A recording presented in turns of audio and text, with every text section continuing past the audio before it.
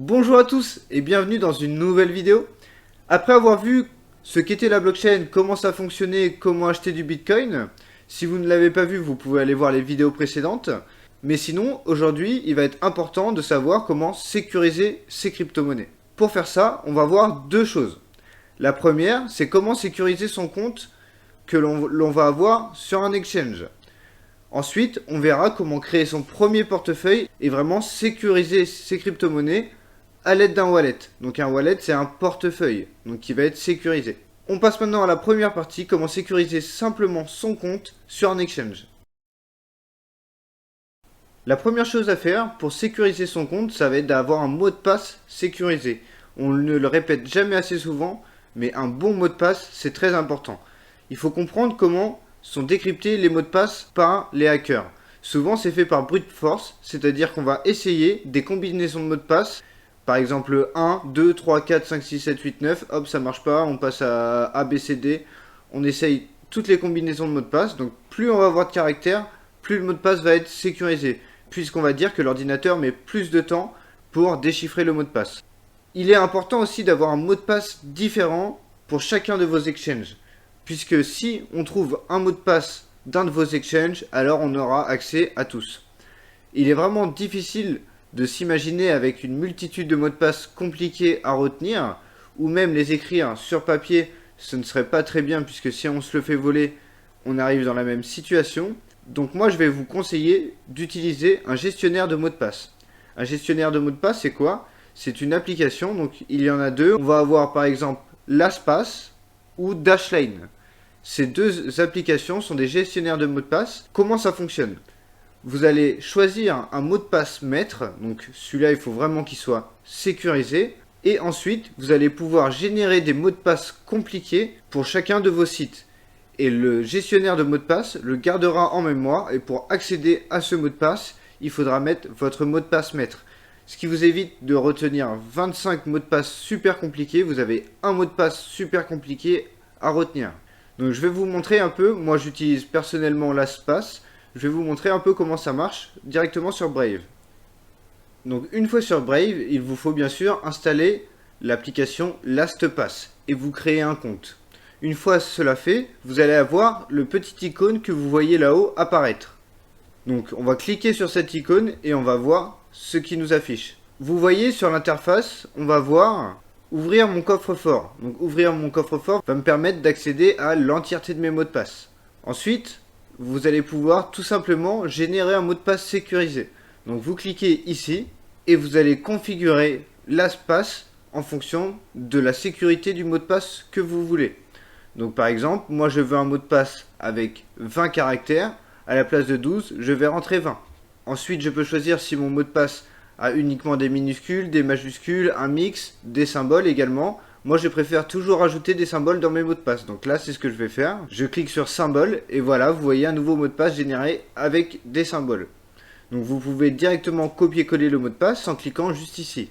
Quand vous allez avoir cliqué sur copier le mot de passe, la fenêtre va automatiquement se fermer. Et il sera bien sûr dans votre presse-papier. Autre chose d'intéressant, imaginons on veut maintenant s'inscrire sur un site. Je vais donc aller sur Coinbase et faire la démarche comme si je voulais m'inscrire. Je vais donc dans démarrer et me voici sur la page de Coinbase pour m'inscrire. Donc là, LastPass a détecté que j'avais déjà un compte, donc il a renseigné l'email et le mot de passe automatiquement. Mais je vais les supprimer et faire comme si j'allais créer un nouveau compte. Je vais donc rentrer mes informations tout simplement. Et une fois les informations rentrées, je vais donc aller sur LastPass, me générer un mot de passe. Je vais donc sur le petit onglet, je vais dans générer un mot de passe sécurisé. Et ensuite, je génère mon mot de passe et je le copie-colle. Je rentre le mot de passe bien sûr ici. Et ensuite, une fois que je vais avoir créé mon compte, LastPass va me demander s'il enregistre directement ce mot de passe associé à cette adresse email dans mon coffre-fort. Pour voir un peu à quoi ressemble le coffre-fort de PassVault, voici par exemple le mien. Et vous pouvez voir qu'il y a tous mes mots de passe qui sont enregistrés dans ce même gestionnaire. Et pour accéder à ce gestionnaire, bien sûr, j'ai mis un mot de passe très sécurisé. Voilà un peu ce qu'est un gestionnaire de mots de passe et c'est vraiment très important, je trouve, d'en utiliser un. Surtout lorsque vous mettez des sommes, de l'argent en jeu sur des sites internet, donc des échanges. Après avoir vu donc comment sécuriser son compte avec un mot de passe sécurisé et donc un gestionnaire de mots de passe, on va voir maintenant comment sécuriser son compte avec un double authentificateur, donc un 2FA. Donc pour ça, je vais aller sur Coinbase et vous montrer la démarche. À savoir que cette démarche est quasiment faisable sur tous les échanges. Vous allez pouvoir le faire aussi bien sur Binance que sur Coinbase que sur une autre plateforme à laquelle vous êtes inscrite. Bien sûr, si la plupart des plateformes le proposent, pas toutes, mais pour moi, c'est déjà un gage de sécurité. Si la plateforme ne le propose pas, je ne vais sûrement pas ouvrir un compte sur cette plateforme-là.